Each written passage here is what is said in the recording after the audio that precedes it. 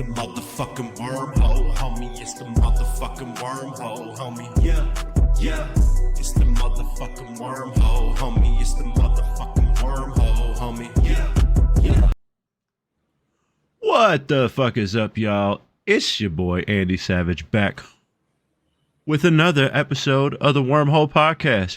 Here with me is my motherfucking homie, my longtime boy. Give it up for motherfucking Gino Lee. What up, everybody? It's me, Gino Lee, and welcome to this. Thank you for traveling to this end of the wormhole today. Yeah, man, we motherfucking space cadets. We doing our thing, and today we're gonna get into some talk about the Artemis program. I know everybody's a little. Everybody remembers Artemis 2. I know most people actually aren't familiar with what the Artemis program is really trying to do. Like, a lot of people don't know about the lunar base. They don't know about the new space race with China to get up there. You know, anytime NASA is doing any of these things, it's obviously races with other countries because NASA gets the ass end of all of our funding. They don't get... they're not on the forefront of America's issues until they are. And now that they're in a space race again with another country, now all of a sudden NASA will be in the forefront again.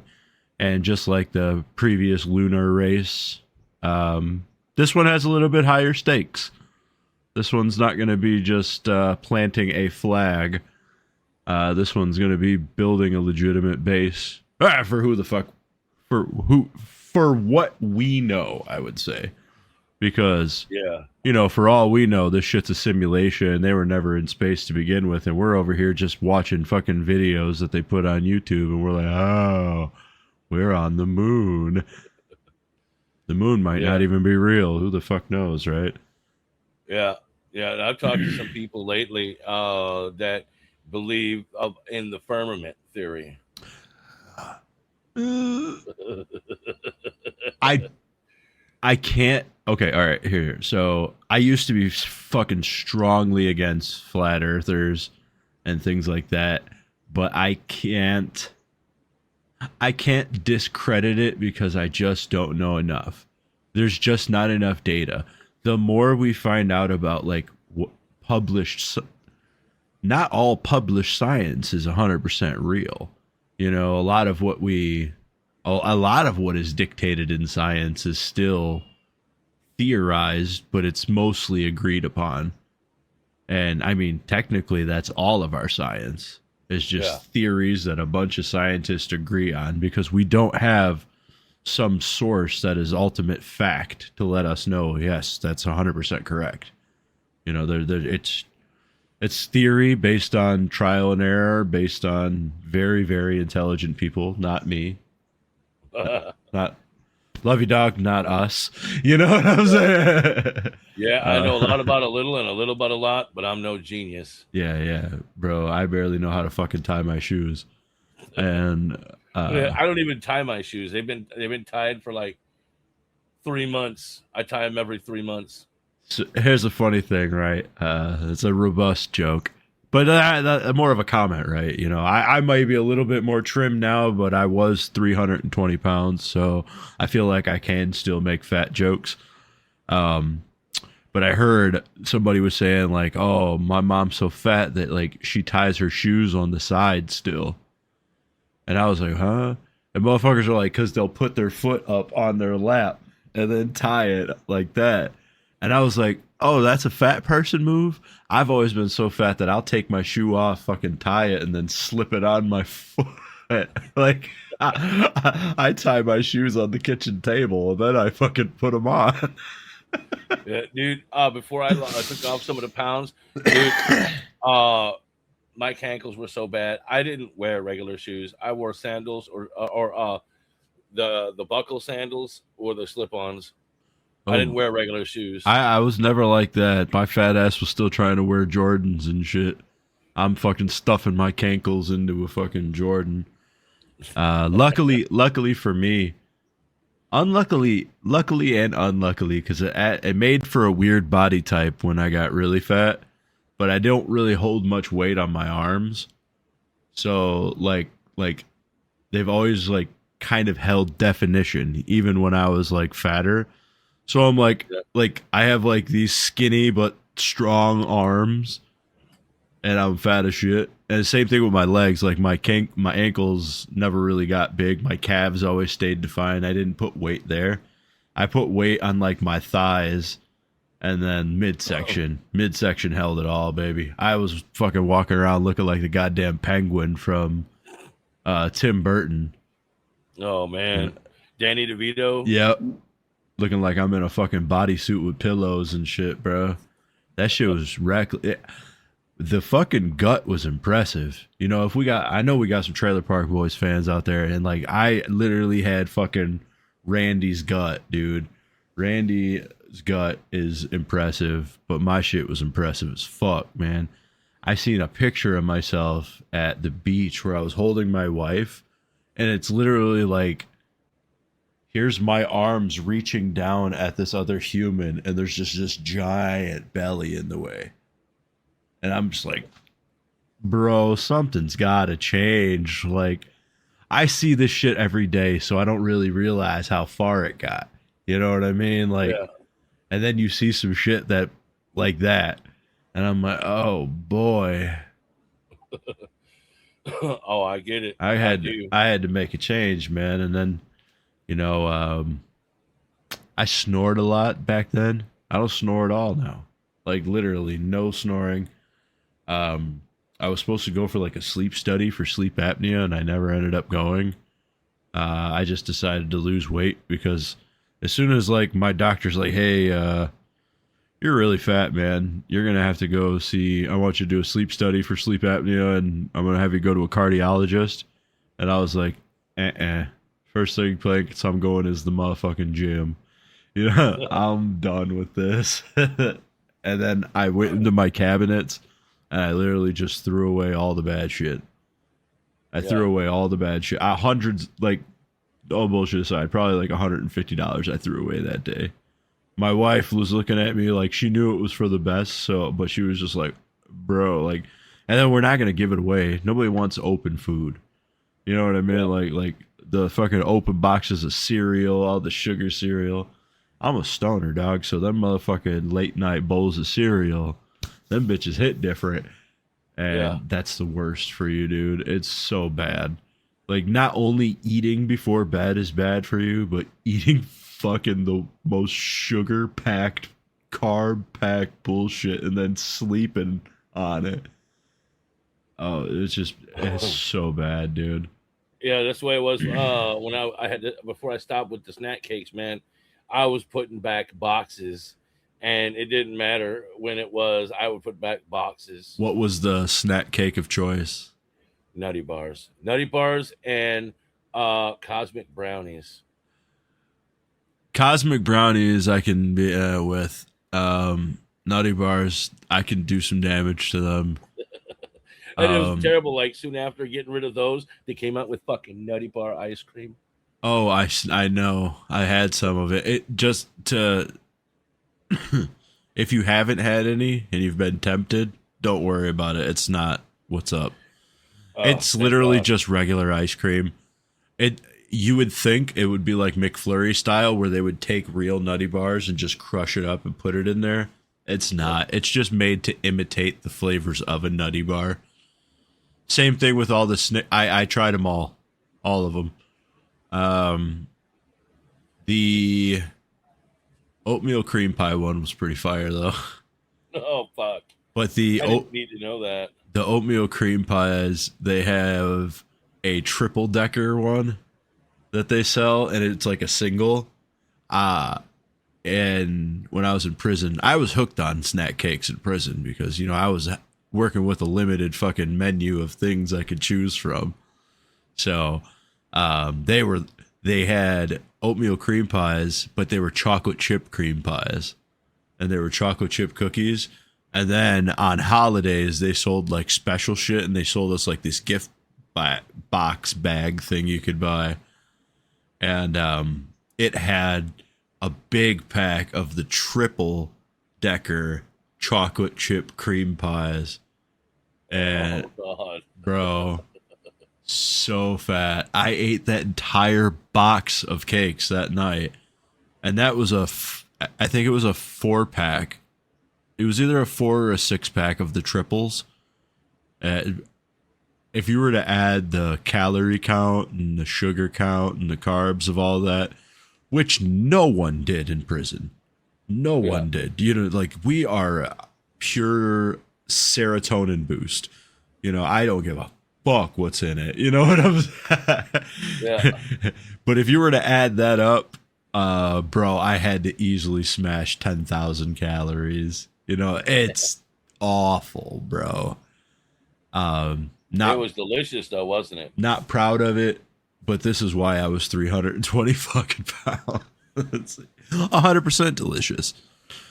I seen the internet was clowning on this other big guy,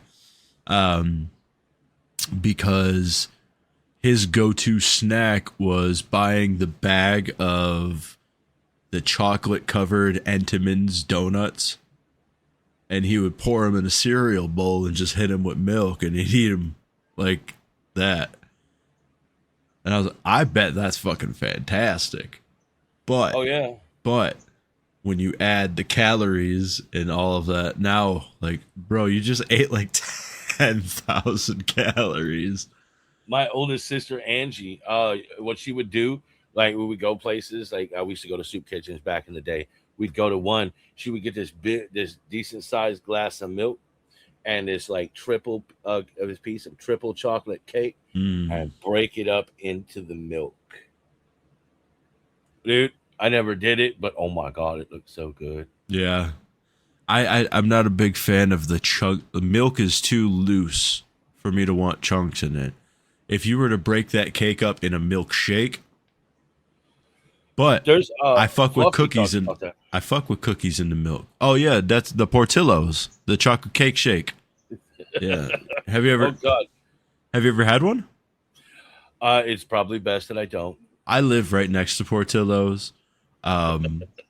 They got the chocolate cake shake, which is fantastic, but they also have a birthday cake shake where they throw a big piece of birthday cake and vanilla shake.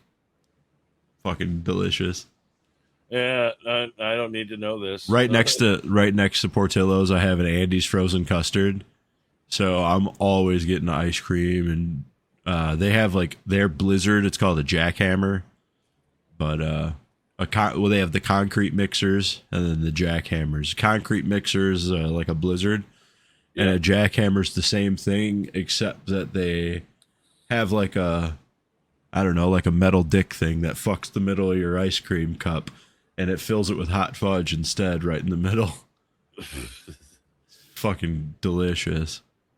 Well, yeah, it's literally like the thing that they use. It like they'll essentially like fill your cup like normal, and then the thing fucks it, and then takes it like just stuffs the hot fudge in there.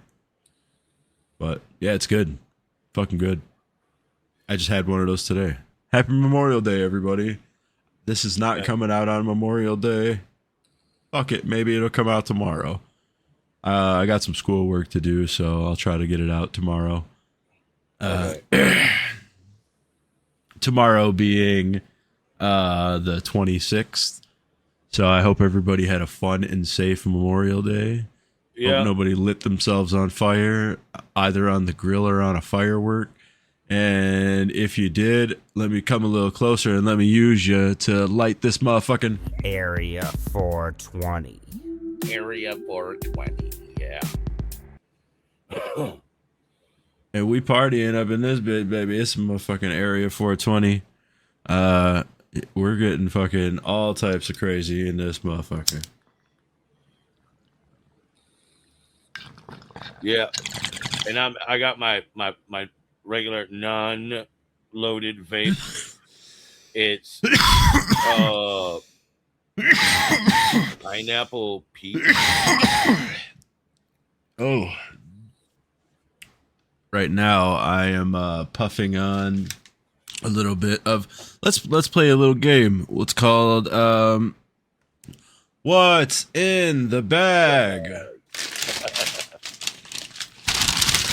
See what I'm currently puffing on here. That's not what I'm smoking, but I'll show you guys. That is we got a lemon cherry gelato.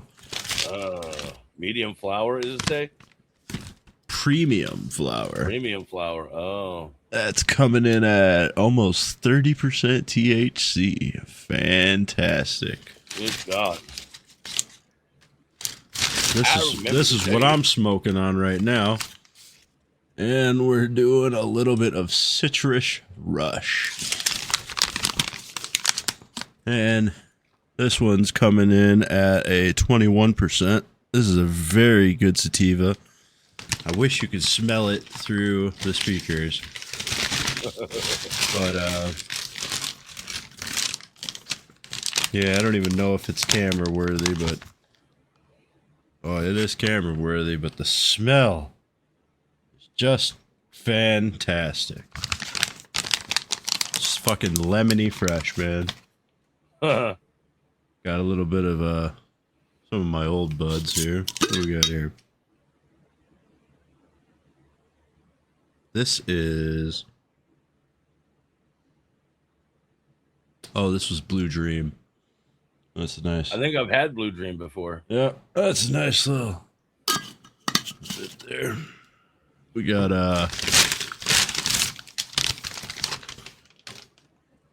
some 1-Up gummies, some cherry berry gummies. These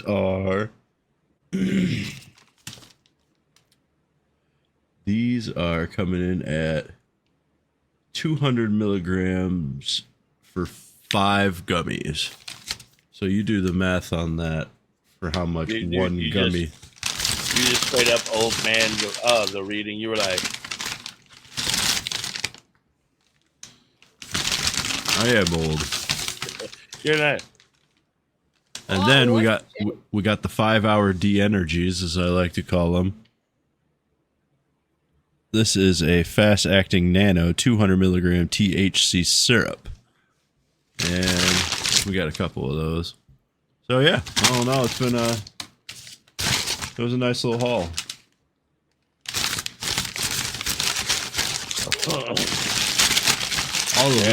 All of this was 100% purchased in the state of Illinois. Not in Michigan at all. But yeah, Michigan is the place to be for that shit, man. But yeah, dude, fucking Area 420.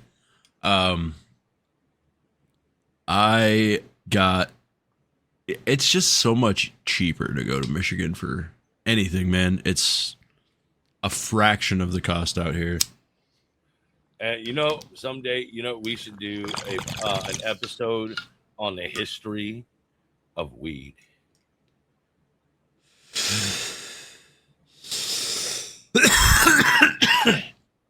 That'd be fun.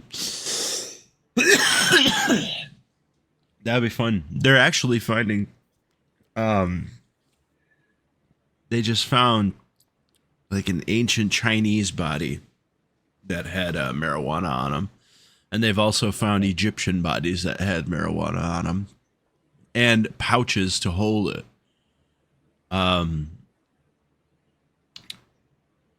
I think, I mean, it's so difficult to really know what's real, right? You know, as much as we think about it, is the world a simulation, all that, right? I don't think so. Are we created by a superior being? Possibly. Is it God? Is it Jesus? Who the fuck knows? It's the Anunnaki. Dude, but the human body has cannabinoid receptors. Like, you have things that are built into your body that are only for processing marijuana. The cannabinoid receptors in your brain are not used for anything else. Like, why would we be created with this? why would that plant also simultaneously exist on the planet that we do?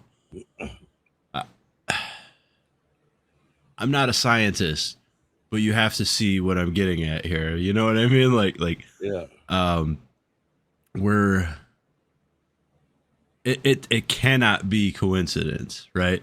So if you like to believe that God created humans, well, then God clearly also created pot for humans to have, because why else would he make our brain have that, right? It wouldn't make sense. And you could kiss my ass if your only argument on that is free will. All right. Well, you could choose to do the pot. Like, that's just the dumbest shit ever, right? Any parent could tell you like this: I'm not going to start a fire in my living room because my kid could choose not to play in it. You get, You know what I'm saying? Like, get out of here with that. That is not a good enough excuse, man. But anyway, that's so far away from fucking NASA and Artemis. No, it's not. It's space astronauts. It's the cosmos. Yeah, it's a topic that's out of this world, or at least you feel like it's out of this world. Yep. You know, a lot of people don't like the religious talk, though, man, because I believe in like science mostly. So religion's been on the back burner in my life for years. I've been a student of almost every religion. There's not much I can't talk about a little bit. I don't want to lead that conversation, obviously, because I'm not fully educated on something. So I don't want to try to inform you of something I'm misinformed at, potentially. But I'm well informed with Christianity, Catholicism. I was a staunch Catholic up until maybe I was 20 years old. But, you know, I've seen both ends of that. I've seen, you know, really good people in the church, and I've also seen really fucking bad people. Only thing I have to say on that topic when it comes to churches is, why the hell is the pastor of these friggin' churches always rolling nice cars? Why? Well, because for pastors and stuff, those are private. That is not like, so the Catholic Church, they own all of the churches that are Catholic churches, right? Uh-huh. And all of the employees of said Catholic churches are all handled by the Catholic Church, right? That's not the same for like Baptists and stuff like that. Every single one's just a private tax-free entity. And you got to think, like, that's their company. At the end of the day, that now it sounds fucked up, right? And it is fucked up, right? Because you would think this person is supposed to be a man of God, but pastors, they don't do vows of poverty. They don't do vows of celibacy. Pastors can fuck, they can have wives and kids, and they're going to collect money from the church, and they're going to live their best life. And the parishioners of said churches, they don't even care that the pastor has nice things, because they should deserve to have those things. They're the ones who's supposed to be the ones that give the most, to be an example to the rest of the congregation. And every single one, the only place that I had interactions with people that were in the pastor or preacher kind of role was at a freaking at the Evansville Rescue Mission. And it was like their little sermon they have before the meals. They would have guest speakers come in. And those guys, you had regular guys. You had people that were pastors. They went to all over the country. There was even former bikers that would come in and tell their stories. Those are the guys that I would put more into what they say than the guy that says, "All right, everybody, close your eyes and bow your head. I'm going to lead you in this prayer." Oh, sure. But the thing is just as we connect to real people, right? Yeah. So I was the same way when I was a youngster, and I was in like juvie and shit, and they would have all those types of people, the biker groups, for the Christian biker groups, all these types of real people would come in and they would give their testimonies and pretty much just try to bring kids to say like, hey man, we've been through the same kind of shits, you know, like if you keep down the path, you're going to run into this brick wall. And I ran into that wall and it brought me to Jesus. And, you know, we're trying to save you before you hit that wall, essentially. Right. And that was very meaningful to a kid at that time. You know, I took a lot of that to heart. But that ain't the real church thing. Like normally, the pastor of an organization or something like that, that's like a figurehead. No, you know, like they're like just like a politician, right?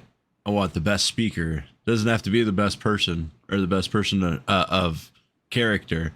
You just got to be really good at speaking to people and convincing people to keep coming back and dump money into that bucket. You got to be charming, but you know, who do they say is the biggest charmer, right? Satan. Right. Yeah. You know what they need to learn, what they probably learned, because have you ever noticed when you're in even the Catholic churches, when they say, people that have been there for a while, as soon as the pastor or the preacher says, everybody bow your heads and close your eyes, creepily, almost everybody does it all at once. That is, what is it? A form of hypnosis. Well, yeah, it's related to NLP, neuro-linguistic programming. Like enunciating certain words, having a certain cadence to your voice and what you're saying. All of it is a factor that can get people to do what you want. It's kind of the same concept of negging somebody. We all know what negs are. And if you don't, Google it. Yep. Those who are watching, if you don't know what a neg is, Google it. Somebody might be negging you right now. Yeah, man. There's a lot of power behind words alone. You know, what we do is could be inspiring to some, but we're able to manipulate the emotions of people, whether it's good, bad, and that's without using any keywords or trigger words or changes in my cadence. I think there's a thing called the vocal toolbox, right? And professional speakers tend to use that for, you know, when you're raising your voice, lowering your voice, for emphasis, for getting more excited when you're talking about something. You know, same thing with like using your hands, and there's facial expressions. There's difference between like moving your hands like this versus like doing power moves where like you constantly your resting position of your hands should always be like a neutral position. Like this is actually like a solid move to, like, when you're speaking, having your hands, your fingers touching or interlaced. Like that's another one. Or the accordion. Yep, the accordion. Or the Trump. You know? Yeah. Great people. Wonderful people. I think they're great. Fabulous public speaker. All right, I'll stop with the impressions. I'm sorry. Yeah, man. Fucking space. Artemis. We've fallen out of topic a whole bunch of times, but that happens in the wormhole, man. You get sucked into different areas and different avenues. This wormhole has so many multi-dimensional destinations. We don't even know where we're going till we get there. Even then, we don't know. When you step into the rift, you have an intention, but you have zero control over where the rift takes you, you know? Yeah. I remember I had an episode. I only had 2 blooper episodes, and one episode we shot and the audio didn't record for the whole fucking 2 hours. So It was just garbage, right? But the second episode, it wasn't necessarily a blooper, but I had a bunch of video pulled up, and we had like a whole topic, and we ended up just having maybe one too many Area 420s, and it just ended up being tangent the whole 2 hours. And then I was like, oh shit, we're gonna have to wrap it up, buddy. We didn't get to any of the subject matter we were gonna talk. But that's what's up, man, because organic is sometimes better than like that. That's why even when we have a topic and things like that, I don't want to write. I don't do scripts and all that other shit, right? Like, you have other podcasts for that. There's a big market for that if that's what you're into. Like, I want off the cuff, I want real, I want organic. And if we go into tangents, then fuck yeah, man. You know? Yeah. But yeah, I did want to talk about here, let's just pull it up. I do have a video on Artemis, and it's going to be like kind of a rundown on the timeline, and it'll explain all 10 of the Artemis much better than I can explain. Yeah. Space, the final frontier. These are the voyages. Artemis 1. This was the spectacular, uncrewed dress rehearsal for the entire program. Launched in November 2022, Artemis 1 was the first ever all-up test flight of the Space Launch System, the most powerful rocket NASA has ever launched, and the Orion spacecraft. The mission's primary goal was to prove the hardware could do its job before any astronauts climbed aboard. The Orion spacecraft traveled almost 270,000 miles from Earth, flying farther than any human-rated spacecraft in history. After entering a distant orbit around the Moon, it returned to Earth, ending with a crucial, high-speed re-entry to test its heat shield. The mission met its primary objectives and obtained critical performance data, including heat shield data that NASA later used to adjust plans for the first crewed flight. Artemis 2. This will be the first time in over 50 years that humans will fly to the vicinity of the Moon. Artemis 2 is the first crewed flight of the program, carrying a 4-person crew inside the Orion capsule. The mission is not a landing. It's a roughly 10-day free return lunar flyby, a crewed trip to the Moon's vicinity, but without entering lunar orbit. The primary objective is to test all of Orion's life support, communication, and navigation systems, with a human crew on board for a deep space mission. It will be the final, full-scale shakedown to verify that the vehicle is safe and ready to support a landing mission. Artemis 3. This is the historic mission that will land humans back on the lunar surface. Artemis 3 will see a crew of 4 travel to lunar orbit in the Orion capsule. From there, 2 astronauts will transfer to the human landing system. For Artemis 3, that lander is planned to be SpaceX's Starship HLS. They will descend to the surface and land in the Moon's south polar region, an area unexplored by humans and believed to be rich in water ice. The mission will achieve a landmark goal to land the first woman and the first person of color on the Moon, where they will conduct scientific research and technology demonstrations. Artemis 4. This mission marks the beginning of the program's sustainable phase, with the focus shifting to building long... Not to seem super controversial or anything like that, but does that fucking matter? Oh, I mean the types of people that are going to be landing? Yeah. No. I was like, that's like such a fucking virtue signal, man. Like, obviously, congratulations, not taking away from the accomplishment of the person. But, like, what does that have to do with space? You know, like, it's fucking Earth social fucking bullshit and has nothing to do with space. Fuck off. Leave my space alone. Keep your politics out of my space. Infrastructure.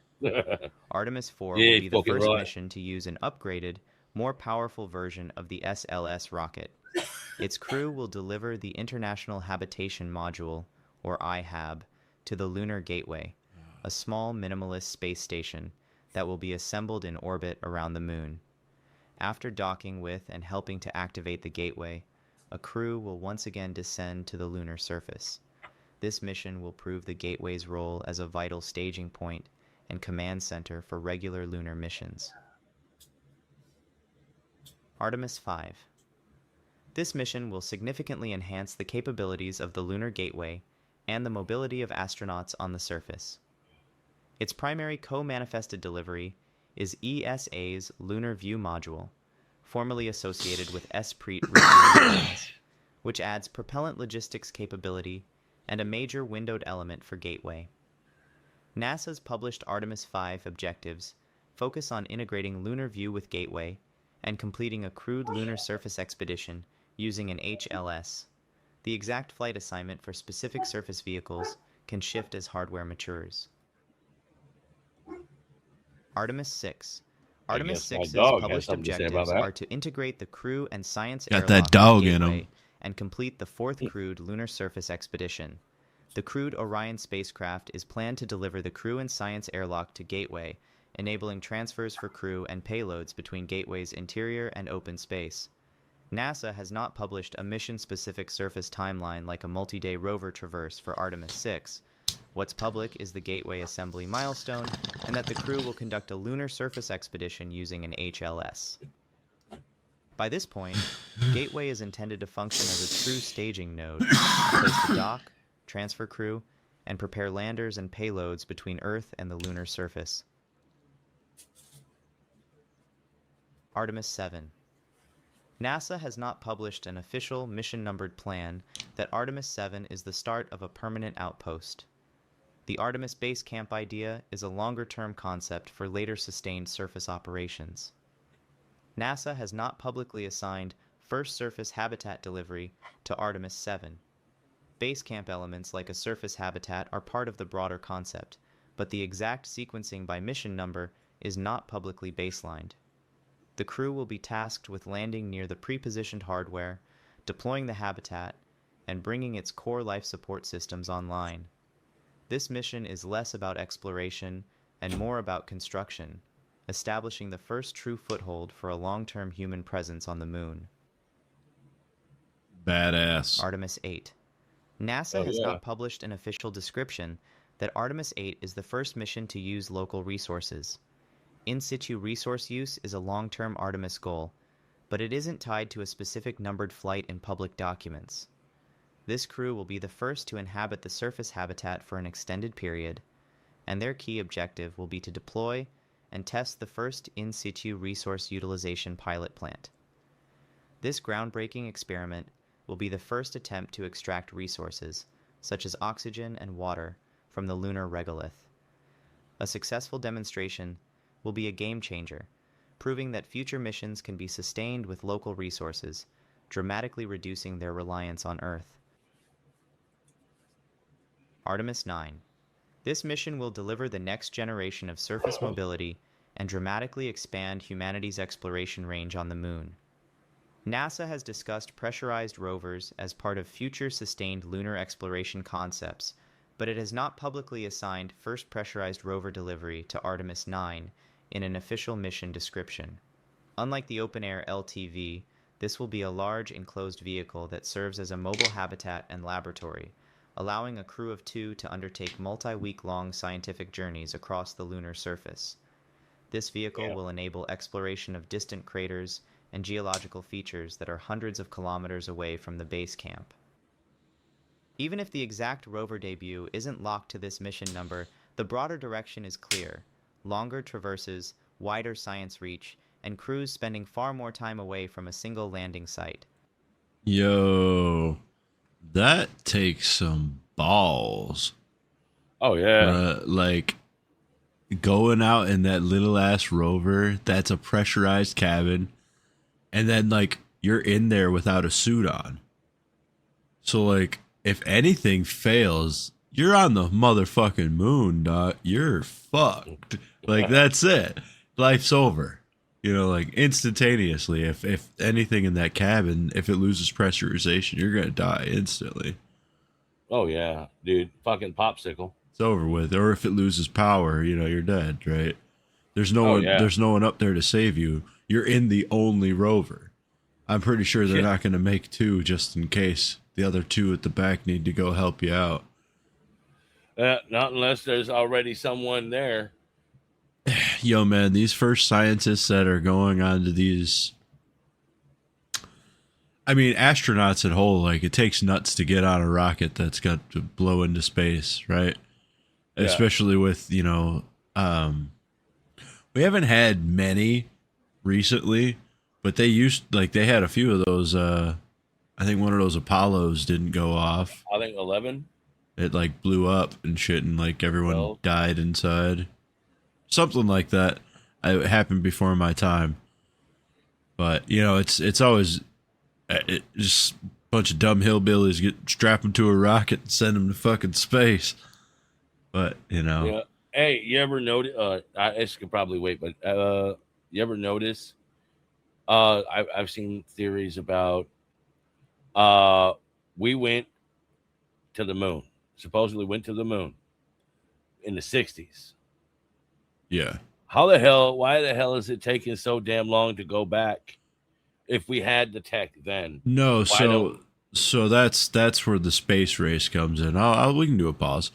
That's where that space race came in. Once we got there was no reason to go back. It was just a race against Russia to say we did it. And then as soon as we did it, it was just like I said, that's where, you know, the fucking fakeness of it all comes in. Essentially, it was a pissing contest with Russia during the Cold War, and we just were like, "Oh, watch us! We're gonna get there first," and we did. And if we did, why? Where did that tech go? Because we've had all these failures since then. We had success. We've had well, you know, you could put it at they've just had massive budget cuts and funding cuts. And there was no race anymore. So all the funding that was dumped at that time. Yeah, exactly. Right. Exactly. I mean, I think either they went up there and they found exactly what they were looking for. And or they went up there and were like, yeah, there's fucking nothing here. And then they came back. And it's like, there's no reason to spend billions of dollars to go see nothing again. You know? Oh, but it's okay to spend millions of dollars trying to do research on toilet seats. I think that there's nothing up there, right? I think that the moon is just an absolute rock. There's nothing there. That's why if we landed, I'm trying to give them the benefit of the doubt. I know as the wormhole, we're skeptical, but giving them the benefit of the doubt, if the moon landing actually happened, all it could be said is they went up there like it's a big fucking rock. There's no reason to waste money and resources to come back. Let's focus on the other things that we work on, like satellites and the International Space Station, things like that.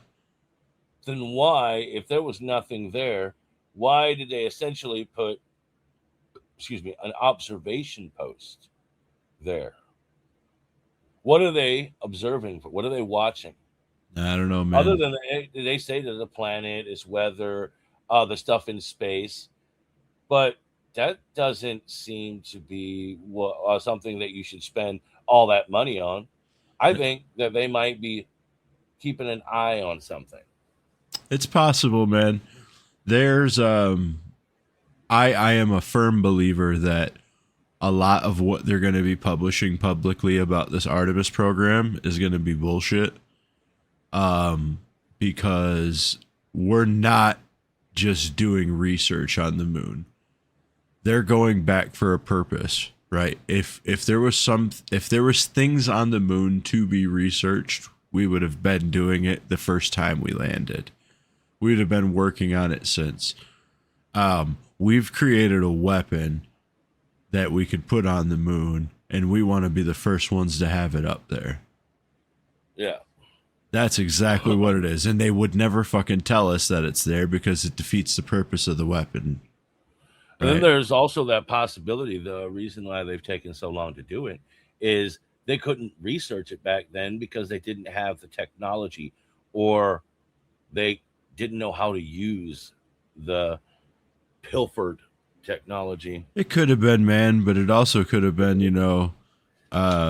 you want to get real kooky with it, it could have been aliens, and this could have been at a time during a galactic treaty. So, with part of the treaty is we couldn't fucking violate certain lines, and that treaty's over. So now we're going to do whatever the fuck we want to do until we cause a war, some galactic war with aliens, because we said fuck you to them because they haven't came in over certain lifetimes of people. So now it feels like it didn't happen. Yeah. Because that's what happens with history with us, right?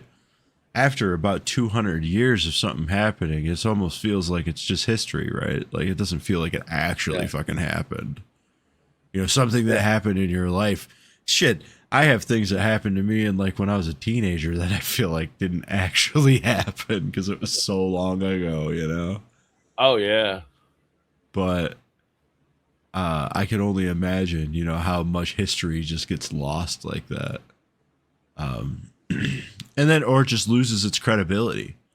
A perfectly credible thing, if it wasn't documented enough, loses credibility of its existence, It's kind of like a very long-term game of telephone. There's so much technology that, like ancient tech stuff that we've learned about, like ancient aliens type tech, that wasn't necessarily like we found dude's diagram in a diary. There's also been like, oh, well, like you're reading this book written by fucking Chad, and Chad talks about when he's seen that dude's invention. You know what I mean? And like, that's the only history we have of that dude existing. You know what I mean? They're not books on him, but like Chad's book, they talked about it. Like, so it's there. That kind of history does exist, and it's just difficult. So like when people are like, "Oh, that never happened scientifically," or don't let them fool you, because there's so much science. Look at those people that built that perfectly functioning engine that runs off water, and then they whack him, but he never wrote any of his invention down. So now that whole technology that was created is gone. But that's happened a bunch of times. Same shit with Tesla. Like Tesla's had so many things that like he was building and inventions that he made that he didn't write down. So it's like people can't replicate it. They can't figure it out. There's like Da Vinci will have fucking stuff that he wrote and didn't give a cipher for. So it's like, but there's data centers going up all over the United States for the powering to help power the AI.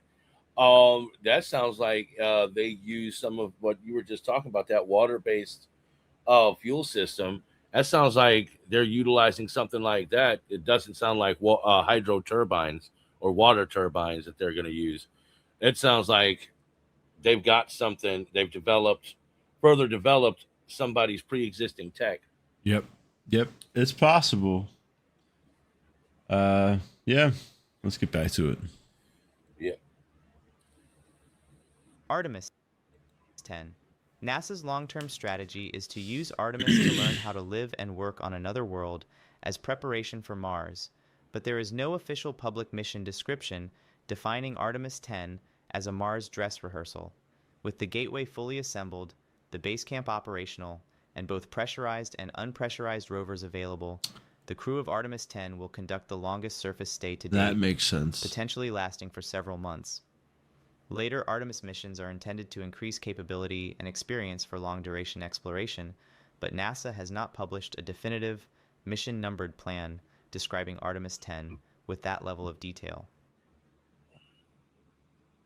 Thanks for watching. Which part of Artemis matters more to you? Landing astronauts again, or building long? None of it. No, that makes perfect sense if they're going to be doing it as dress rehearsals for Mars, essentially. Yeah. Because that would let them test out all the rovers and test out doing that. I'm not sure what the gravity on Mars is versus the gravity of the moon. I'm not sure either. But They know. Yeah, like you look at Mars, what's it called? You take into account stellar, I think it's called stellar drift, and Mars may have been closer. Like they say that there's a theory that Hold on. we are not from this planet, that we're from Oh Mars. yeah. No, I heard that. Yeah, Uh, and well, at least us of the fairer complexion, because it seems like people with the darker complexion, that they were like adapted, or like they were adapted for this world. We have to do all kinds of things to be able to survive in places they survive relatively easy when it comes to the the heat and whatnot. We have a bunch of problems. Like look at my face right now with the way the screen is making it. This is what happens to us if we spend too long in the desert. We cook. Fucking the people with the darker complexion, they don't, as long as they stay hydrated and cool themselves off so every so often, they don't fucking cook. So Stargate is, out of all the fictional programs out there, Stargate seems the most embedded in reality. Like based off of like the things that they go through, like the that supposedly humans were seeded by an ancient race of more advanced human-like beings, and we just happen to be the one that prospered the most. where you think they got that info from? You think they just came up with that shit? No, they're just fucking. All fiction is based off a little fact. You know what I mean? A lot of Stargate's lore is, I mean, even up to like Anunnaki and shit. It's there. It's just tweaked a little bit because at the end of the day, all of this has to go through a writer's room, and you can't just plagiarize reality, or everybody's going to be like, "Hey, wait a second," you know? Yeah, like there actually is an episode of Stargate where they the main characters go and help this Hollywood program because they were coming up with a way to throw the trail off. It was called Wormhole Extreme. On the episode, they were filming in the episode, they were filming an episode of a show to essentially make fun of themselves, to make it seem as if what they do is too far-fetched for reality, so that it doesn't actually happen. It's like To take everything in plain sight. the eye, to hide it right in plain sight. Exactly. Yeah. And you look through, like, if you watch Legendary Locations or these shows like Ancient Aliens, or even just look at some videos on YouTube, you'll see locations. They have Stargate there's a random door in the side of a cliff that goes nowhere, or an archway. Even with what you're saying, how they hide it in plain sight, right? Yeah. That is precisely what they actually do, right? Even to the point where, like, when the most publicized show about aliens and ancient aliens, right? Who's the guy that they put on the cover of it? Fucking Giorgio Tsoukalos with the crazy hair. Yeah. So that instantly they lost credibility, right? So now this guy can spill all the fucking beans of our secrets because look at him. He's just stupid looking. So people aren't going to take him seriously. They're not going to take his words seriously. You know, if the exact things that Giorgio Tsoukalos is saying about an ancient site that they just uncovered, let's say it was the president stepping into a podium at that site, telling us the exact same things, verbatim, the same words Giorgio Tsoukalos would say on that show, people's minds would fucking blow. They would be like, are you saying that ancient aliens existed? Like, what are you saying right now? Like, their heads would fucking pop because the person of the most credibility to them is saying, you know, like, that's the dangerous thing about a credible person. Yeah. They can get people credibility mixed with charm, mixed with the power of public speaking and knowing how to do it well. Yeah. Like, it's so like, that's how you get motherfuckers like Hitler that can rise to power like that. You know, Yeah. that's how you get people that can rise to high levels and base it off of practically nothing. Just being able to bullshit their way into spots. But did you ever hear there was a radio show that used to be on a while back? A buddy of mine at when I was living in California, he showed me Coast to there was Coast. I'm not sure, but one of the episodes, like I guess one of the last episodes, he was up there. He was talking about stuff, and he was like on air. He was like, "All right, it looks like somebody tried to cut my power, trying to block my connection to you guys. There's stuff going on. There's activity going on outside of my building. I don't know what's going on. We're gonna try and stay on air as long as possible." And he stayed like recording a bit, and then dead air. Wow. Have you looked it up since then? No, I don't remember the guy's name, but I haven't. Even I worked with the guy for a while after that. The guy that showed me it, and he never talked about another episode. Oh wow. Very We would strange. talk about this shit all the time because we were in the desert of California. There was all kinds of weird shit that happened. Like 3 a.m, you would see police escorted fucking trucks, big rigs hauling massive odd objects that were covered on the back of their vehicles. I'm sitting there looking at them like, what the fuck is that? It was crazy looking, and there was an Air Force base nearby, and there was another one that was a former Air Force base that wasn't used anymore. Like even had former military housing that was not used. Yep. It was closed to the public.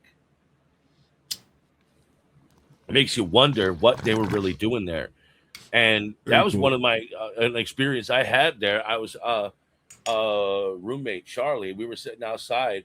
We were getting lifted and getting elevated. Yes, sir. And I looked up in the sky and I saw something go like that, and then like that. And I'm like, hey, dude, look at that shit. It was a bright light. It was pretty far up, and it would do that, and then it fucking zipped off. I'm like, what the fuck was that? Fucking crazy shit. Yeah, man. Well, living in the high desert, you know, you have that beautiful view of the sky. You get to see all the shit that's hidden by the smog and the clouds for us. Yeah. You know, we very rarely get to see a good sky. I made a joke with my wife a while back.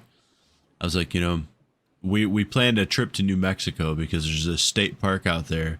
Yeah. That has like one of the most incredible views of the sky in America.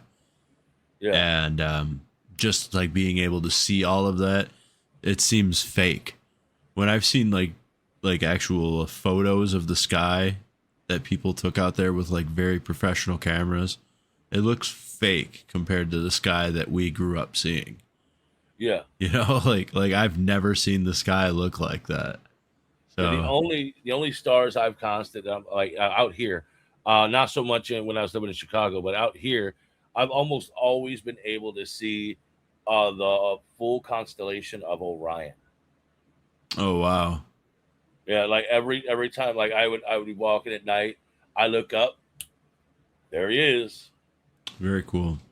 I Yeah. think we would sometimes see like the Big Dipper, something like that, maybe. I don't know. Yeah, one of the dippers is actually part of the Orion constellation, Orion's belt, and that's a whole nother can of worms with the fucking Orion's belt and the pyramids of Giza.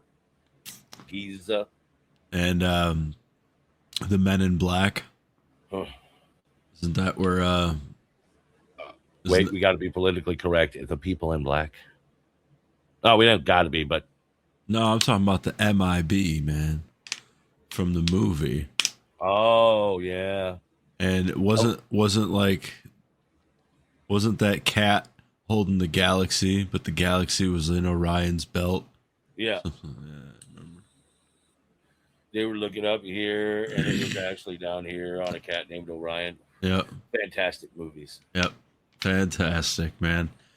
And how much of that was probably based off of a little bit of fact, too. As far-fetched as all that shit is, like, that's what I'm telling you, man. Like, as soon as they allow it to be in movies like that, it completely loses credibility, right? Yeah. After the movies Men in Black came out, right? The real Men in Black were probably like, now we can operate without any fucking people wondering who we are, because now nobody's going to think, oh, that's actually the Men in Black, right? Yeah. They're going to call, I have people saw the Men in Black, the bloody crackpots. Yeah.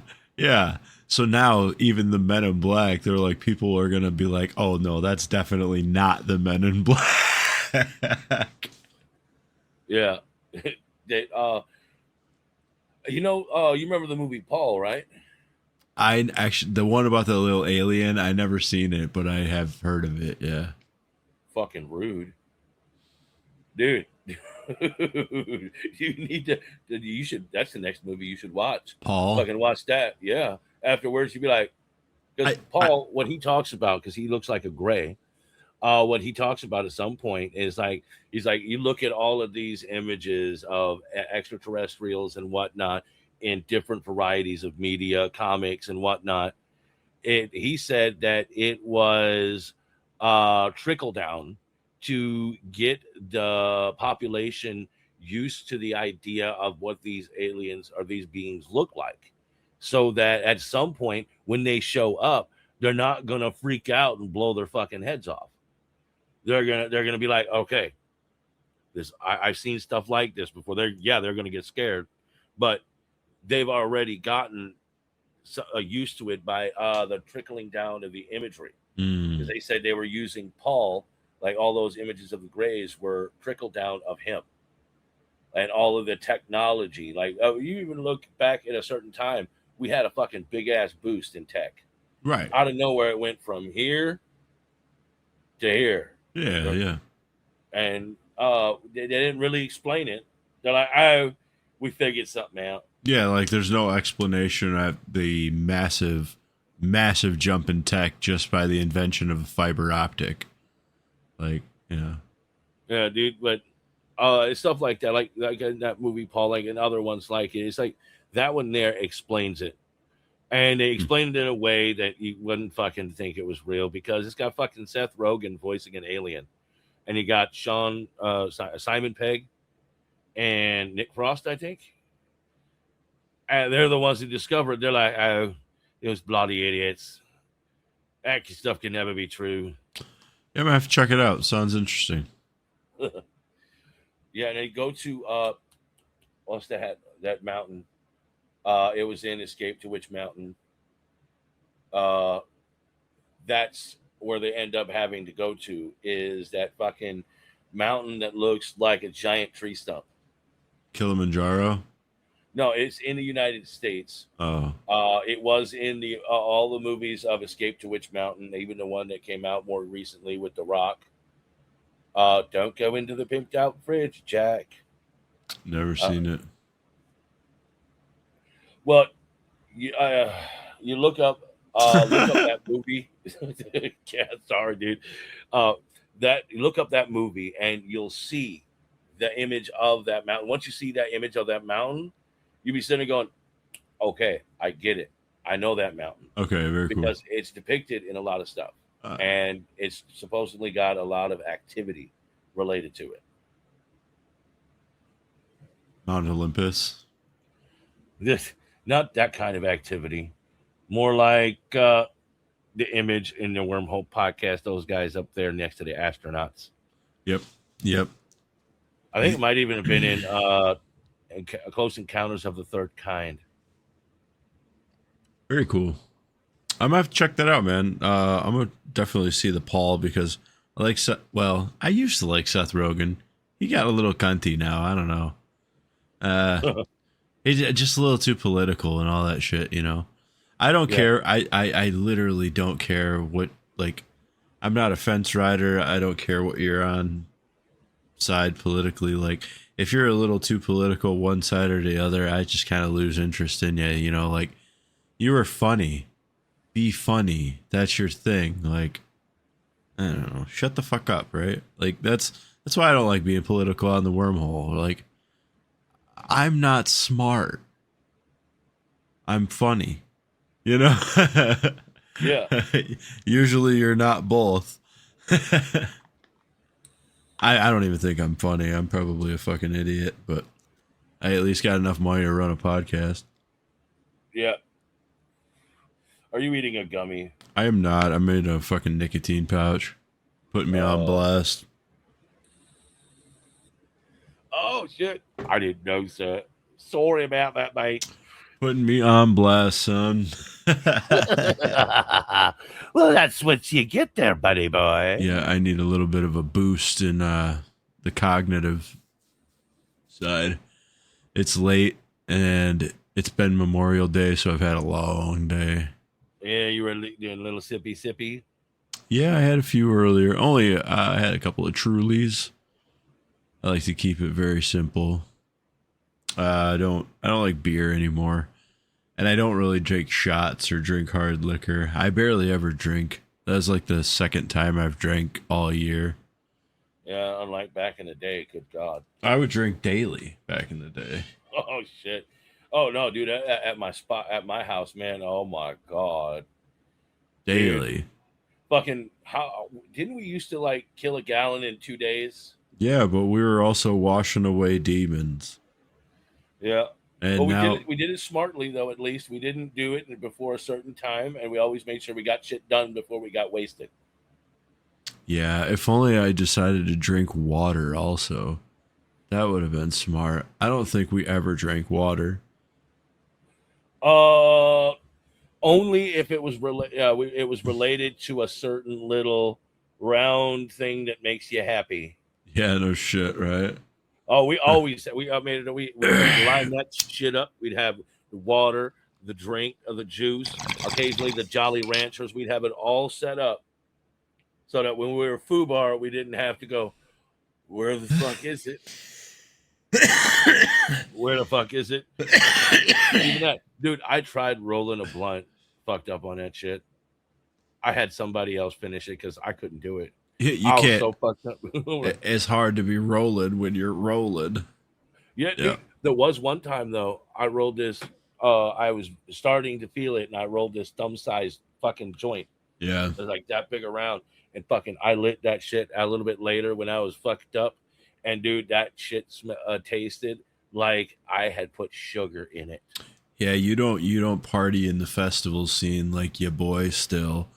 But I've took it a step further from the old e-pills, like old ecstasy and shit. Yeah.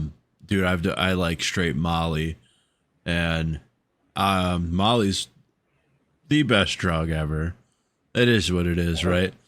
Is it? I don't think that it should be done all the time, long term, by anyone. Yeah. But if you're asking about like the best high, the best everything else, Molly, like it is the peak of euphoria in the body. Yeah. You know, and one of the things you see in videos and movies, the people that I got in trouble when the one time I had to take drug class because I got caught with weed. I kind of got in trouble. I was like, look, when you're gonna do that stuff, you got to have the orange juice, you got to have the water, and you cannot at all in any way have alcohol with it. That is what causes the extra problems because it increases. It helps. It dehydrates you faster. Mm-hmm. You're gonna do it. You got to be safe. You don't drink alcohol. You maintain your water. You make sure that you always with somebody you trust, because you could end up like I did one time, wandering the streets, fucked up, and ended at some strange person's house. I had to call babysitters because I was on Chicago's public transit system, fucked up on like 2.5 pills. That's not, you don't do that. That's not safe when you're by yourself. Especially, no, you don't do that. No, I had to call, like I said, I had to call, I think it was Shaggy and somebody else. I had to call them to come and escort me places so that I could make it there safely because I would have just la la la la la la. Yeah, I remember my cousin Tony, brother of my co-host Pinky. He called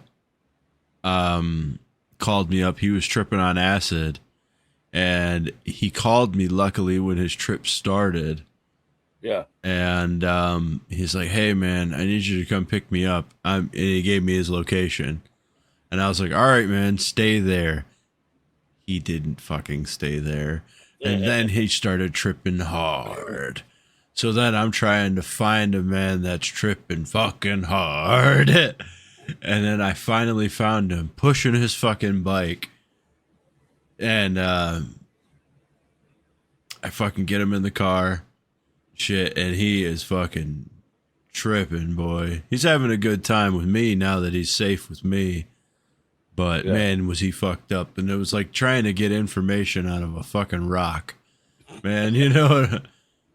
Yeah, he's like, And you know, I'm not a hater. I guess the only thing I was hating in the situation is I didn't get no acid for myself.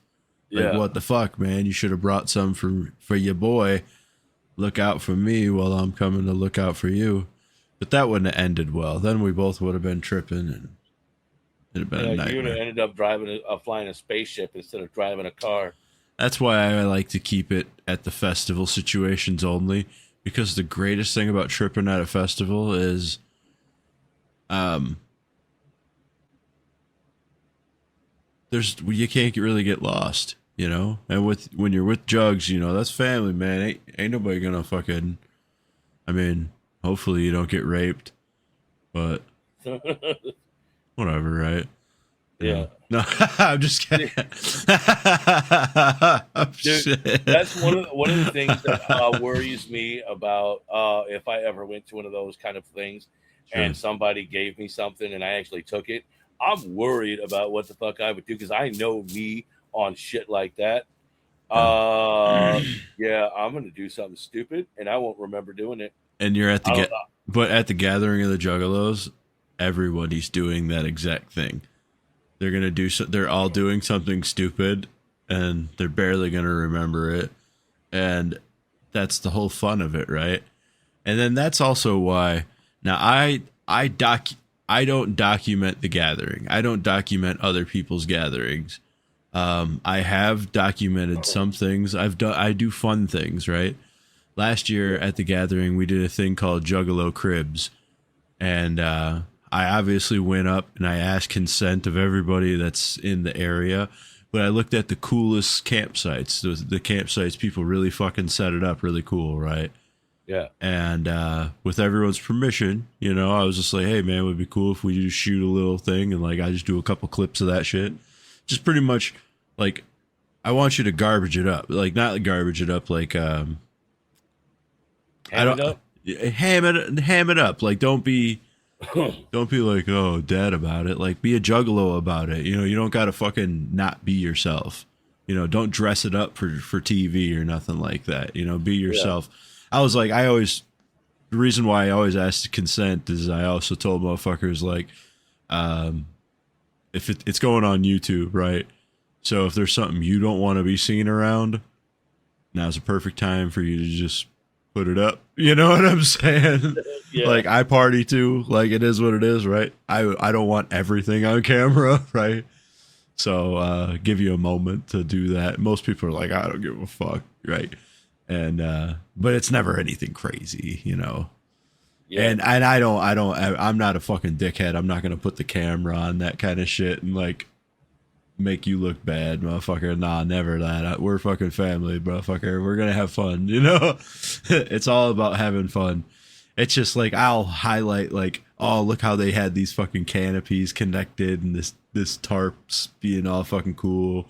People had like a bunch of like signed graffitied banners and shit like that.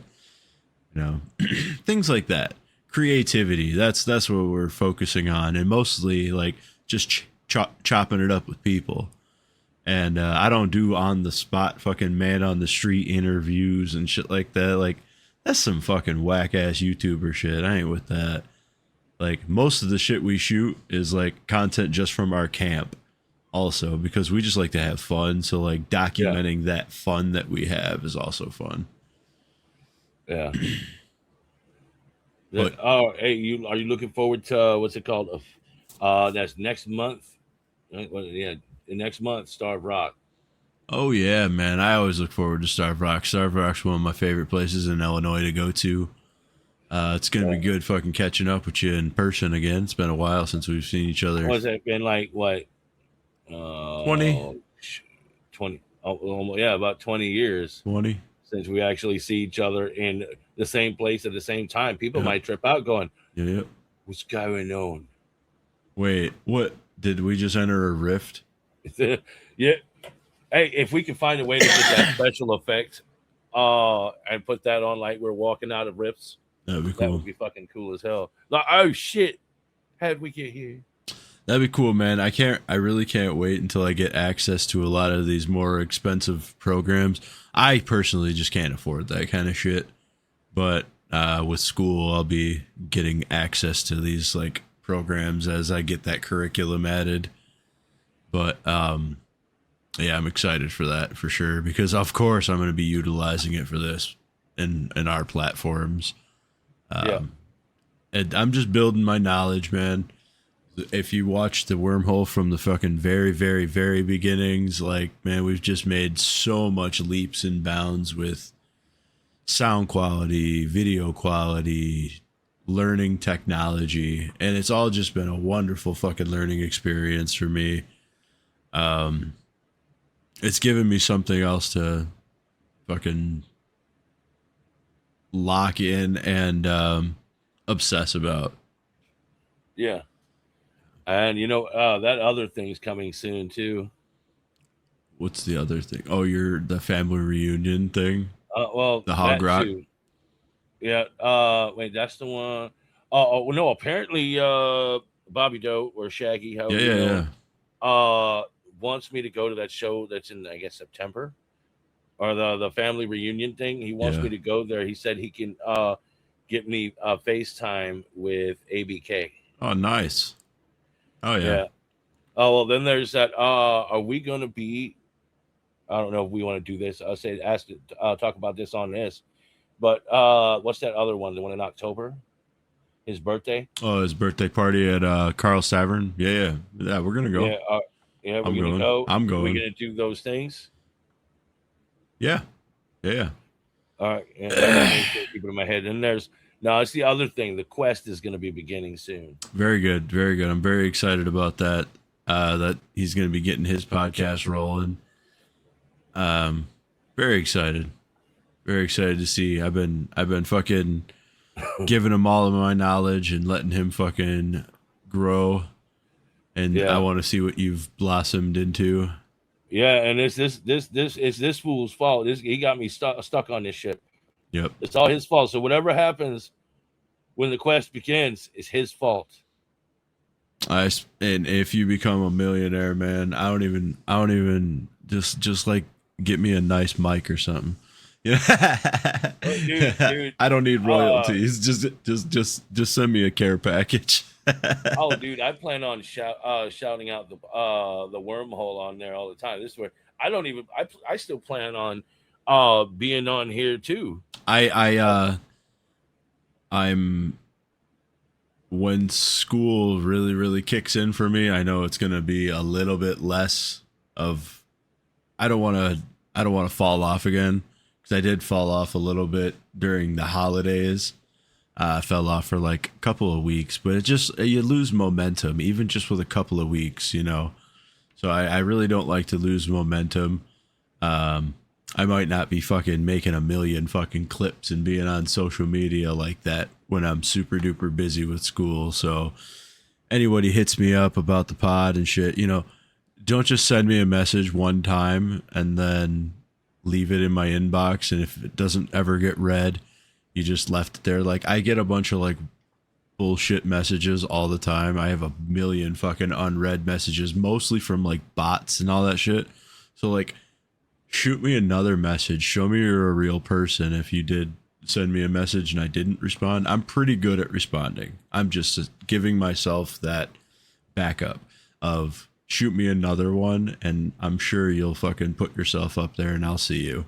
You know, I promise.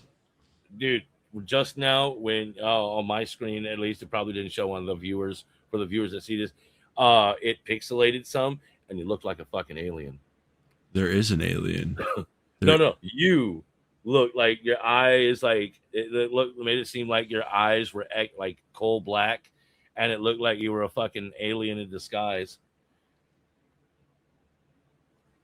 Who knows, man? Even if I told you I was, you wouldn't believe me. The world wouldn't believe me. I probably, dude. I've been to the block, man. I would not be surprised. The credibility of that content in general, right? Just how you were talking about with Paul, right? I've never seen the movie, but the credibility of aliens has lost so much. The only thing I would believe is an alien literally coming down in front of me. Like, and if that was Project Bluebeam, they got me. You know, they got me for sure, right? Like they tricked me. But even like with the advances of AI and Sora and everything like that, you sending me a video of that shit, I don't believe it. Like, I think it's bullshit, right? Like, and I want to believe. Most people don't want to believe, and so they'll just be like, yeah. Even if you showed them a real video, they're gonna be like, that's fucking bullshit, right? I want to believe, but AI fucked it. You know, like I can't believe video. I need to see it with my own eyes at this point, and I've seen enough to keep me skeptical. Yeah, you know, when I've seen lights in the sky similar to what you've seen, unfortunately, it was lights. It wasn't a craft. I didn't see a fucking UFO. If I would have seen a UFO, I 1000% would believe in aliens. I'm not fucking dumb. You know, I believe what I see. If not aliens, I believe that we have technology that we're not talking about. Oh, yeah. You know, and I believe that 1000% already. We have technology we're not talking about. A majority of the odd crafts that we see in the sky, there's a reason why our military isn't freaking the fuck out when they come into our airspace. And it's probably, it's because we know what it is, right? Yeah. You know, we've seen what happens when things enter our airspace that we don't know what they are. We've seen responses, military responses to that. We've never seen, you don't ever see F-16s fucking flying after these fucking crafts in the sky. We'll see bullshit videos of that sent to, like, on YouTube, published by our military, but you don't see that from people like, holy fuck, look at this, with their cell phone cameras. I've never seen it. Maybe it exists. I've never seen it.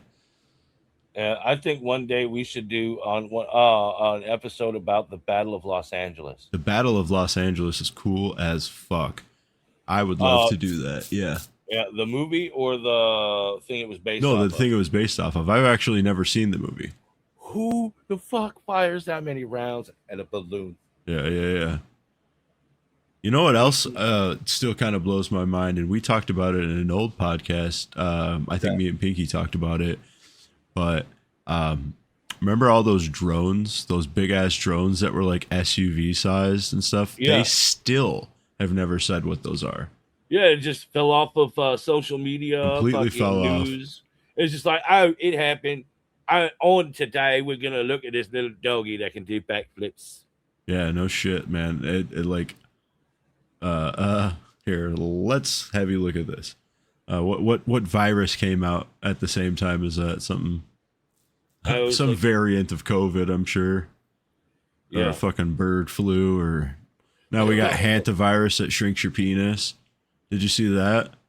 No. They said that the hantavirus, it fucking will shrink your dick like 3 inches. And Pinky claims that he had the hantavirus. I can't wait to have him on the next episode. We're going to be shooting later on this week, but he claims that he had the hantavirus and that he only knows it because he said that it was looking pathetic for like a week while he was recovering from the illness. He said he was sick, but he was also fucking shriveled. So he did say that it came back. So any lady fans of Pinky's, you know, it's back. So don't worry. You know what you just reminded me of? Really old Roddy Piper movie. They Live. I may have seen it. It's the one where he puts on these special sunglasses and it shows what's really there. Like aliens and beings in disguise. Like he looks at a sign and he puts the glasses on and it says consume, obey, and consume. Wow. No, I never seen that. That sounds cool. Put that on your list, dude. I bet you're gonna watch that and you'll be like, fuck. Is that a Hollywood movie or is that a WWE movie? Oh, a Hollywood movie. Okay. Because like way back. remember when like WWE stars did Hollywood movies, like even John Cena when he did like The Marine, like I think it was the first one, The Marine. Yeah. Ever since WWE studios took over making movies, they were all butt. The only one that I think was any good was that Kane horror movie. I can't remember the name of it. See No Evil. That one was good, and that was WWE Studios. That one was good. Have you ever seen 13 Rounds? No. Who's that? It's got John Cena in it too, but it was pretty good. But They Live was like in the 80s. Oh, very cool. Yeah, so it was Piper at his fucking best. Very cool. Yeah. So you check that out, and you'll be sitting there. It's going to change the way you look at some things. Hey, what was crazy is like the old 80s wrestlers, like they were so good at acting, you know, like with kayfabe and also with like cutting promos, but like they were just really good actors. Like Macho Man, his whole persona was fucking cool, man. Yeah. You know, but like even Hogan was in a bunch of movies back in the day, and like he wasn't terrible. I never like watched any of the movies Hogan was in and was like, oh man, this movie's fucking awful. Like I remember what was Mr. Mom. Yeah, and then there was Suburban Commando where he played an alien. That one I remember was cool as fuck as a kid. I want to rewatch these movies just so maybe my opinion on them is completely changed and I'll think they're cheesy as fuck and his acting was terrible. But I remember as a kid, like, and I wasn't even a big Hogan fan, but I always thought that was cool, man. There was also that one a movie that turned into a show, Thunder in Paradise. Which one was that? Hulk Hogan, he had somehow managed to get a hold of this super high-tech speedboat that when he flips a switch, it would go from a roofless speedboat into an armored high-tech speedboat.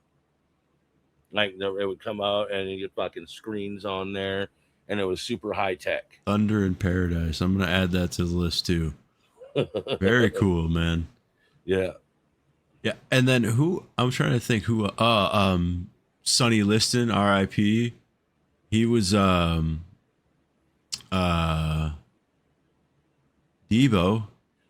but he was a wrestler before that.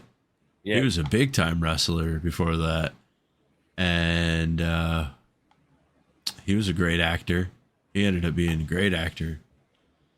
Yeah, Debo, he was in a fucking he played the president of the United Federation of Planets in a Star Trek movie. No shit. Fuck, Debo. Yeah, no shit. I saw that first time I saw that. I'm like, that's another thing people are sleeping on, man. Is those the Star Trek movies from the 90s? Wow, all of the Patrick Stewart Star Trek movies were just incredible. Even if you didn't like the show, watch the movies because like it's funny. I think the Borg have always been like some of the coolest looking enemies that exist. And when the Borg took over Picard and like made him a Borg and shit, like, dude, that shit was crazy. The But Attack of Wolf 359. I seen a joke meme, and now you're into the PC world, so it's fun. Well, you've been into the tech world for sure for years. But they say like the Borg were so high tech, but their cable management was ass, because you'll just see their cables just floppy and hanging all over themselves. I was like, that's funny. They didn't have no zip ties. Do you remember how the Borg showed up? Through the cube, right? The Q, not Cube, but Q. That alien trickster guy. Yeah, Q. He is the one that brought the Borg to the Patrick Stewart timeline. Wow. He brought him from the future. And you see how that went. And he brought him all the way from the Delta Quadrant. I haven't seen these movies since I was a kid, so I don't really remember much of the details. They don't show it in the movie. It shows it in an episode of The Next Generation. And they go further into Borg lore in Star Trek Voyager, because that's the quadrant that the Borg was in. Oh, very cool. Yeah, that one, the Voyager and Deep Space Nine were the only ones that actually did what the thing says, to boldly go where no man has gone before. They actually explored unknown space. Very cool. Very cool, man. They were also the only ones that showed war. Yeah, I mean, I remember lots of the Next Generation crew going to like alien planets, but it wasn't nearly as intense as like the first Star Trek season, you know, or the series with like not Patrick Stewart, William Shatner. Yeah. What was his name? Captain Kirk. Yeah, Captain Kirk. James Tiberius Kirk. Yeah. So Captain Kirk would go to like tons of weird alien planets and meet all types of creatures.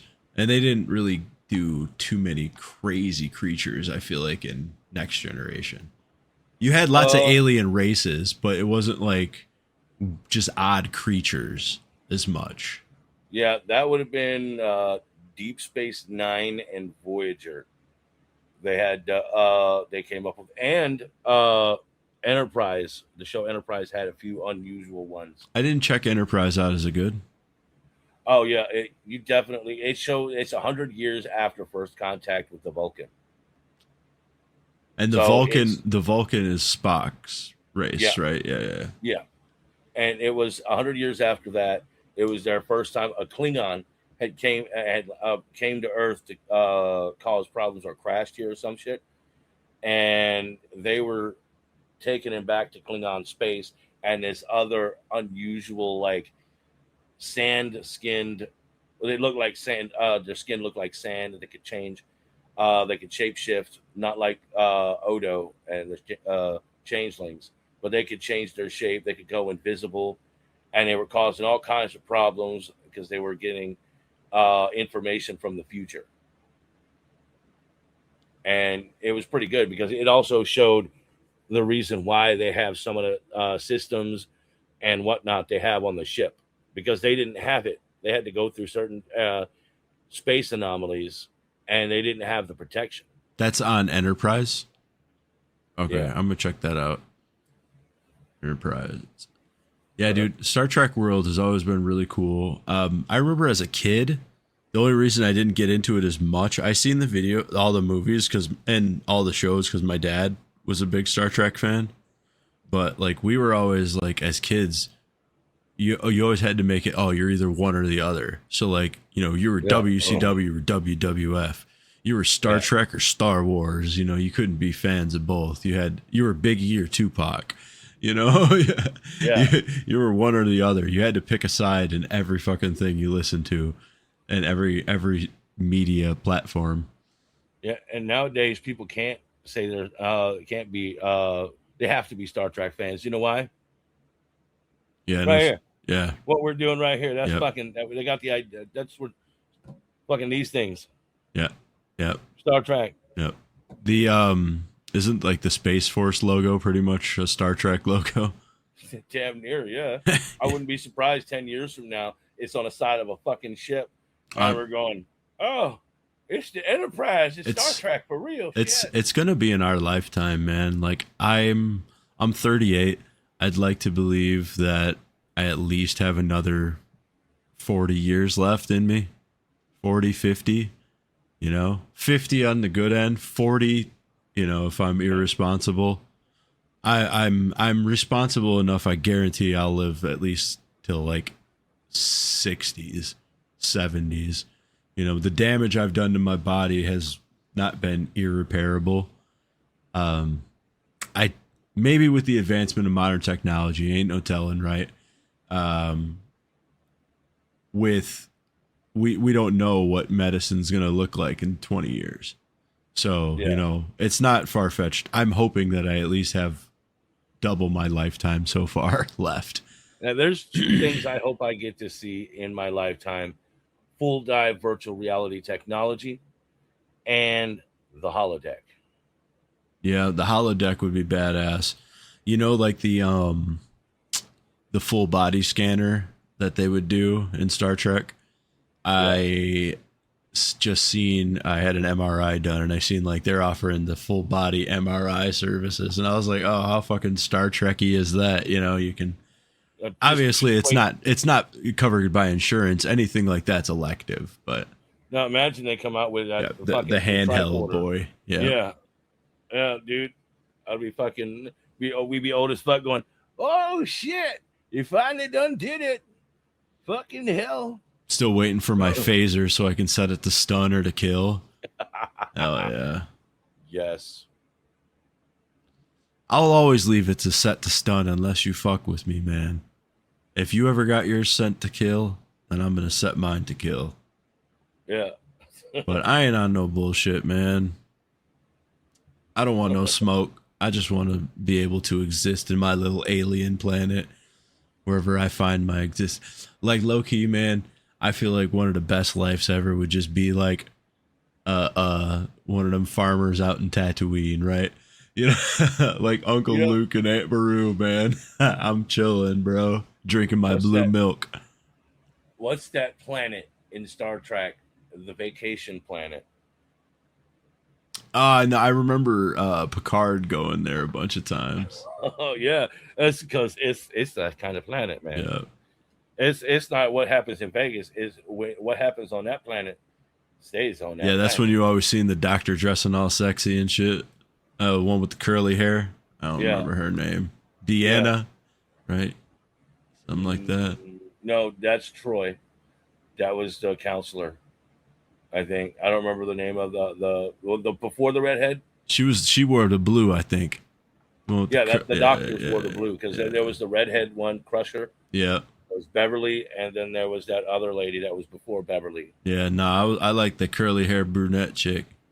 I remember when I was a kid. Anyway. Yeah, you're like, yeah. I don't lust over other women now. I'm a married man. But when I was a shorty, though, man, she got my little bird working. Like Bubbles would say, fucking was like this. Yeah, man, Star Trek was the shit. But yeah, it's so pertaining to what we have. And then also, like I was saying, every bit of fact is every bit of fiction's based on a little bit of fact. And how much of that is like, at close to what we've contacted. They're not gonna tell us. Just like you would know the pandemonium if they said, "Oh, we've talked to aliens. They've been here. Whatever, right?" You're either gonna call them a kook, or your mind's gonna blow. There's really no gray area. The amount of the population that's gonna be cool with it, like us, and like so down to like integrate and learn, is so small, man, because people are in their fucking bubbles so badly now. society has made us put this weird fucking wall up to where we're so adverse to taking in this kind of information. You know, it was supernatural, aliens, cryptids, all that shit. It's like, how dare you even speak of these things? Like, that's not real. Ghosts aren't real. Aliens aren't real. Like the proof that we have now is not enough for you to at least entertain the thought that it's real. Like, no, clearly it's a wall that's built up in the psyche. That's a defensive wall. You know, I don't want to take in this information to protect myself and my view of my life. You know, and maybe people that are in those well-structured lives that, you know, they were brought up in a good family, had a good education, did everything the right way, good credit scores, have always made the right choices. I can see how they would want to build those walls and be sheltered because they don't want to fuck up what they got going on, right? I think like maybe us broken people that all the pieces of our life aren't put together, we're a little bit more acceptive of this weird information, you know? When we were in the shits of life, right, back when it's teenagers, how receptive were we to like all this cool stuff? Like this was the stuff that we would love to ponder back then, you know, like we don't want to think about like, hey, low key, I really don't have nowhere to sleep tonight. You know, it's much easier to fucking smoke a little weed and talk shit about this shit until we get tired, and then we'll figure out where we sleep, you know? Yeah. And or you might end up in the woods getting drunk and smoking and break the fourth wall like you're fucking being watched like you're a television program. I feel like I break that fourth wall all the time, man. I was an only child coming up, and the Truman Show fucked me up. Like as good of a movie as that was, it fucked me up because like my whole life moving forward after that, I constantly felt like I was just being watched. I was like, I feel like that was the seed of anxiety that got planted in my body. Like before that, I didn't have that. I didn't think that the world was watching me. And now every move I make, I feel like somebody's watching me and somebody's going to judge that. But like, that's not just anxiety. That's all adults, right? Like every move you make, you're worried about like, oh, somebody's going to look at me stupid or think I look stupid doing this, you know? Like you don't want to go out there riding a pink moped down the street. Why? As fun as that might be, like you're like, oh man, people are going to think I look stupid. You know, before that, like before seeing that movie and having the innocence of a child, you don't give a fuck what you're doing. You don't care who looks at you. You don't care what you look like to other people. Like, I don't know, that fucking shit ruined me, man. Yeah, no, I spent like, dude, for the early 90s, I spent a few years in skin tight jeans and cowboy boots in the hood. Before that, I had the Einstein glasses 1 year for Halloween. I went to school because they let us wear costumes to school. I went to school as a businessman. I didn't have the pocket protector, but I had the suit. I had the briefcase. And on the way home from school that day, I ran. You can imagine why. Yep. He's got some money.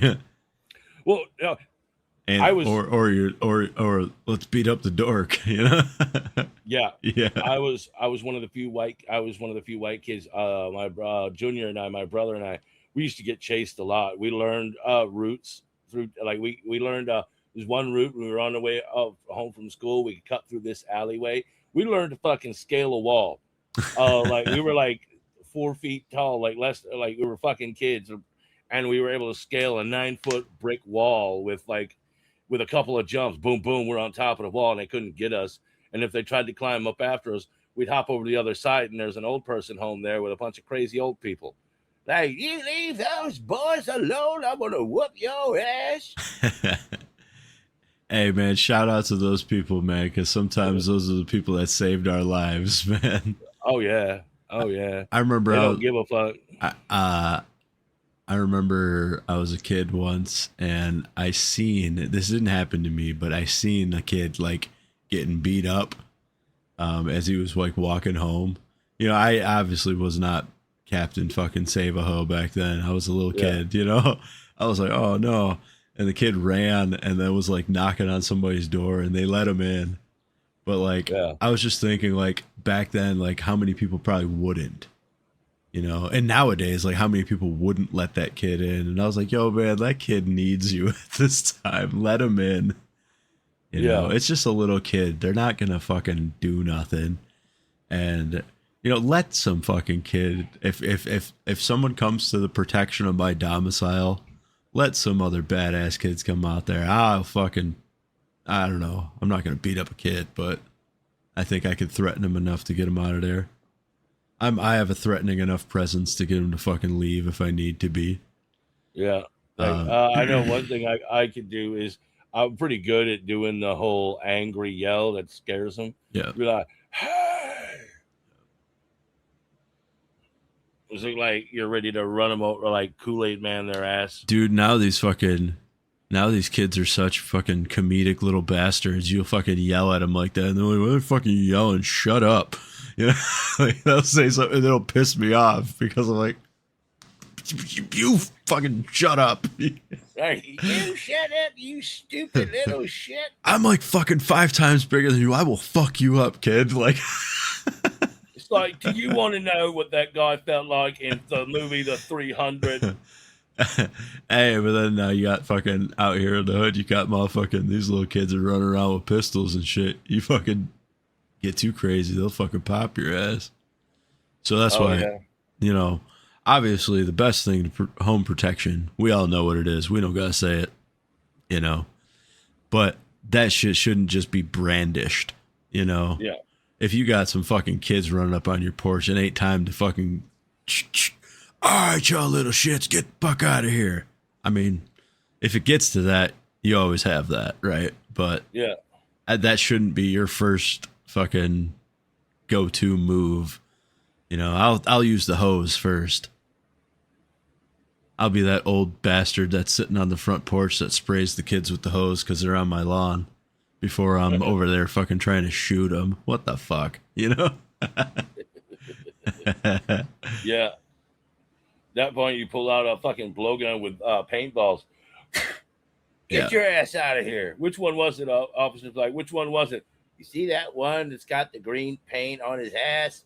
There was That's him. At an undisclosed old residence, me and my co-host would at one of his old residences, we would pop fucking shots with the airsoft gun out of a window. Not you know, to damage property or nothing like that. Just to fucking pop at the random passerbys a little bit. You know, keep them on their toes. That's all. We were kids, you know, but it was fun. Man, you know what I miss more than any of that shenanigans, though, is the urban exploring. I definitely want to get some more of that content. As an adult, I feel I'm not scared to do it. You know, worst case scenario, especially as an adult, worst case scenario, I'll get a ticket. You know, they're not going to take me to jail, especially if I'm not fucking bothering nothing just because I got it. If all I have is a camera on me, they're not going to be like, oh, this dude's being fucking vandalizing or he's up to no good. Clearly, I'm not up to no good. I'm not stealing nothing. I'm just shooting some footage. You can trespass me. I get it. You know, that's it.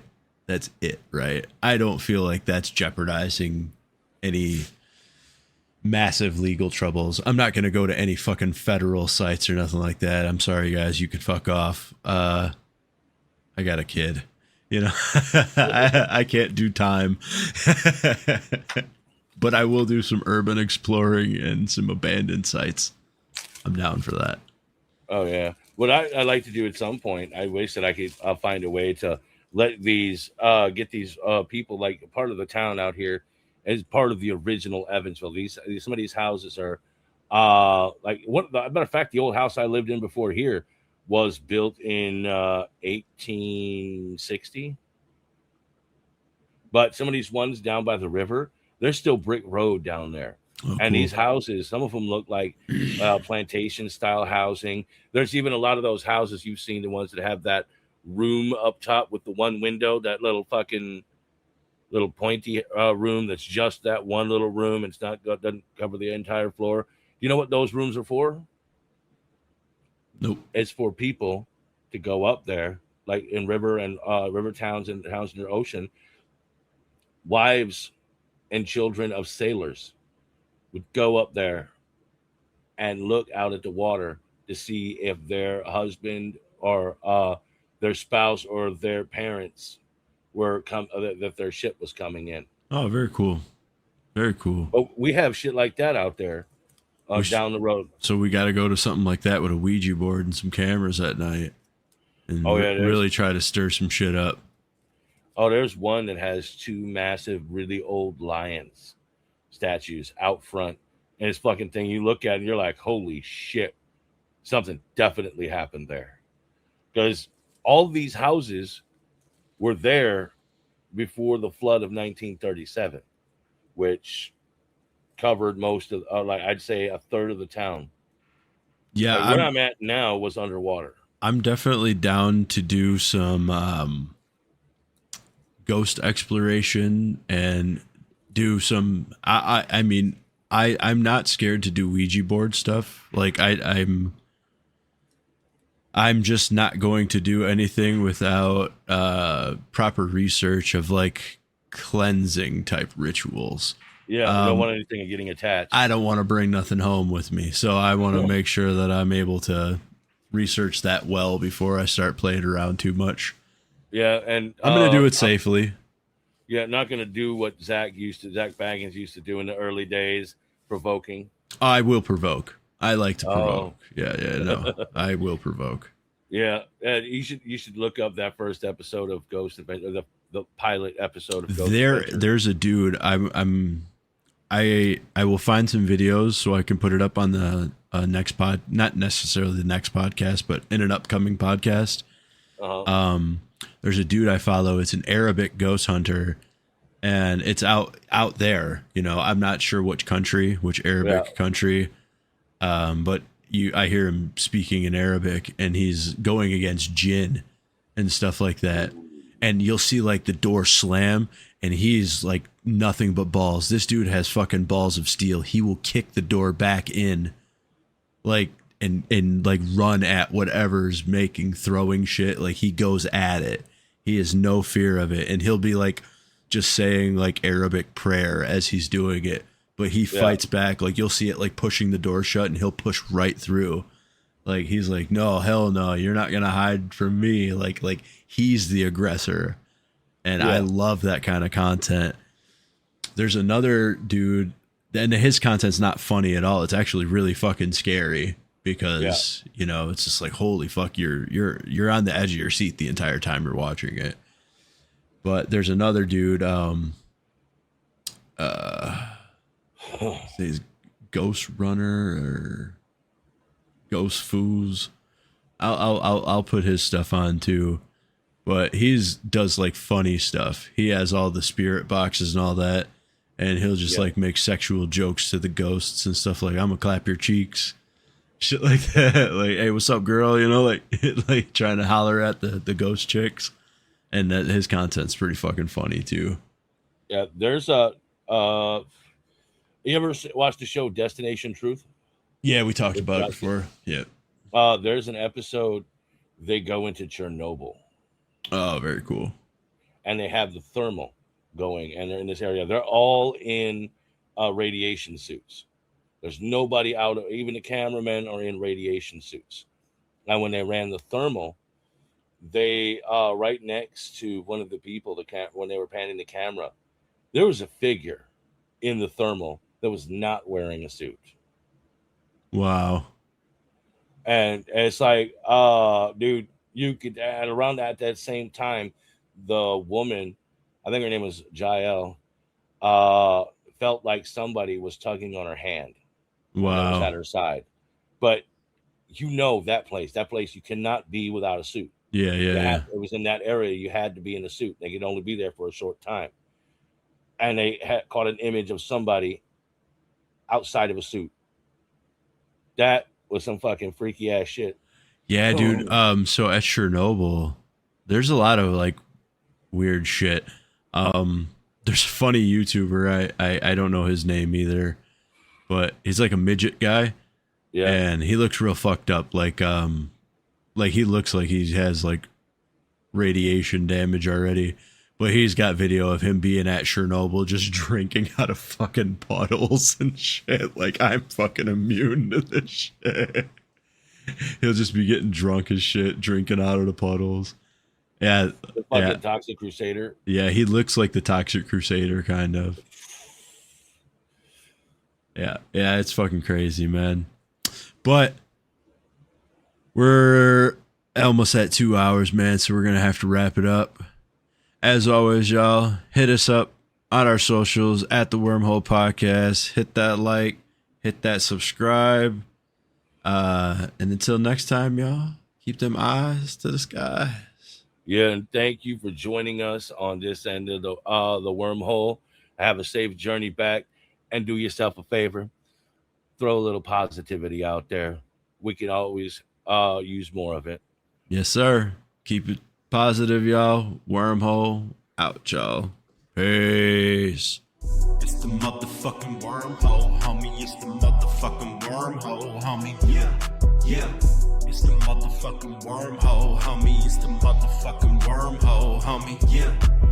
Intergalactic shitheads from outer space. The wormhole pod taking over the human race. With the faces set to kill, we sliding up in your place. Take your credits in your bitch, then disintegrate your face. We assimilate as we roll through the breeze. Tripping off the fungus, getting lifted from the trees. Saying fuck the ops, yeah, we killed them bitches with ease. Doing drive-bys with Bigfoot sliding in UAPs.